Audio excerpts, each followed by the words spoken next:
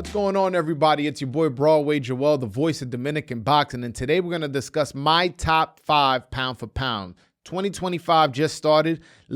As of right now, January 2025, there's people that want to know my top 5, and I'm about to give it to them. So we're going to work our way up, down, up. So for number five, we got Bam Rodriguez, man. That's a bad dude.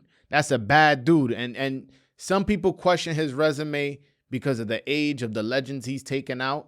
But going into some of these fights, people were looking at it as competitive fights, and then he takes them out, and now all of a sudden these guys are old. You know what I'm saying? I don't like the double standard. And also, these are still experienced fighters, and they may be old, but they weren't completely washed up. So I definitely believe that he's a top 5 pound for pound fighter, and he can make the argument that he's number 4.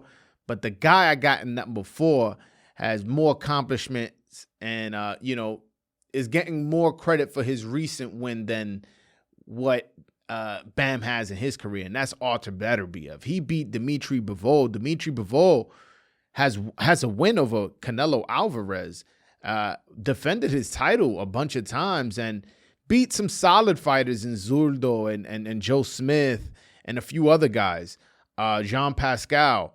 So this is the guy he took out to become undisputed at 175. So he becomes undisputed. And not only that, I believe he's 19-0 with 18 knockouts. The one fight he doesn't win by knockout is the one of the best fighters in this, in this last 5 years at 175. And he still beat him. Yeah, it was a close fight. I personally thought Bivol won, but it was one of those close fights that could have gone either way. So I gave it to Beterbiev, and he's my number 4 pound for pound, man. And that leads me to number 3. Number 3, man, I'll be honest, you got to give it to Terrence Crawford. You got to give, and I know a lot of people going to jump on me because maybe they're not so much into the little weights. And when we'll get, if I said that, you guys know where I'm going with that. Or maybe they just were so much more in tune with Terrence Crawford with the 2 ahead of him that they rank him high. But I believe his resume, although dominant, and although he did wipe out 140, then eventually wiped out 147, I do think his road to wiping those out wasn't as tough as the 2 guys I got ahead of him. But he is a great fighter. Number 3 pound for pound in this era is something not to be sneezed at. And even Terrence Crawford at one point said that, hey, man, he understands the argument of Usyk being number 1 pound for pound over him. He understands that because Usyk has accomplished some great things. And speaking of Usyk, that's who I have as number 2 pound for pound. Usyk is an all-time great. I don't know. I don't understand what or how somebody cannot see that. That would be wild to me. The guy won a gold medal at the Olympics, which is the highest amateur tournament there is. Say whatever you want, that's the highest one. Oh, you don't want to count amateurs? That's fine. Well, he wiped out the cruiserweight division, won the World Boxing Series, won every single belt in the other person's home country, including the undisputed fight, which was the final of the WBSS, as a Ukrainian fighting in Russia.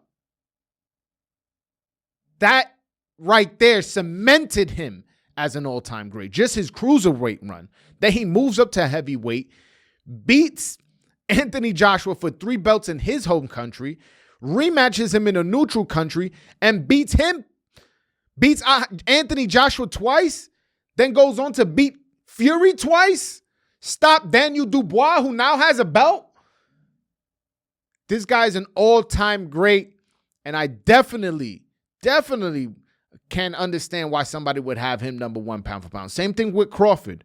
But the guy I got at number 1 pound for pound is this small 122 pound fighter from Japan called Naoya Inoue. Hey, man, let's be honest. This guy is knocking everything out in his way. Undisputed in 2 weight classes, just like Crawford, just like Usyk. So as far as wiping out divisions, I think all 3 of those have done that. But if you look at the level of violence that Inoue has done his wiping out of, doesn't compare to what Crawford or Usyk did. And yes, Crawford had a long knockout streak, and some of those were vicious. But If we're being honest, there was some of those fights where it was close and then he got the knockout eventually, but it was a lot tougher fight than it probably should have been until he got the knockout. There almost is no situation like that with Inoue. The only time we've seen something like that is when he had a tough fight with Donaire, who's a Hall of Famer, all-time puncher, got his face broken in and then beat him, dropped him, and won in a clear decision.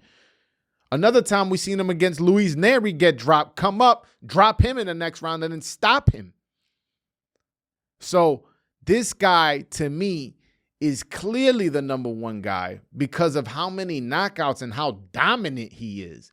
It's like these guys are not in his class. I remember when he was going to fight Stephen Fulton, and people were like, man, this is a 50-50 fight. This is close.